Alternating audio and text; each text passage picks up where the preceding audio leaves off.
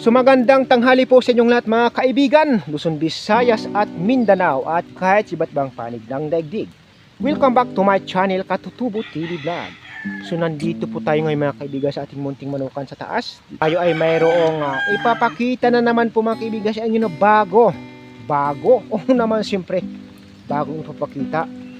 Ito patungkol sa ating manok na sinibalang or panuksukan sa aming katawagan. Siya ay mayroong kakaibang tinataglay sa kanyang pakpak na naman. Oo naman siyempre. Pero bago yan, disclaimer, this video is for entertainment purposes only. So hindi na po natin patatagalin mga kaibigan dahil nagbabadyang lalakas yata ho ang ulan. Umuulan na ho dito mga kaibigan sa amin ng paunti-unti. Kaya papaspasan na ho natin. Ito na ho siya mga kaibigan. Ang ating sinibalang na mayroong pakpak na barinahan or barina. Sana ba yun? Ayan, ito po siya mga kaibigan, oh.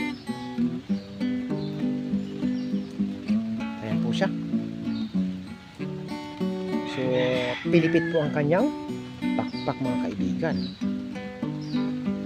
Ayan. So, nakatago lang po ito mga kaibigan. Hindi po siya masyadong nakikita. Tagong-tago. Safety first siguro.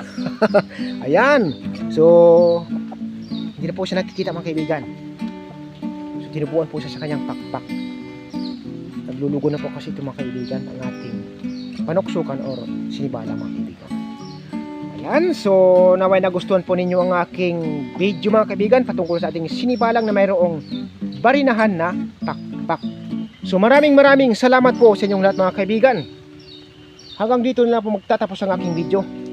Lumalakas na ho talaga yung ulan mga kaibigan. God bless us all. Bye-bye.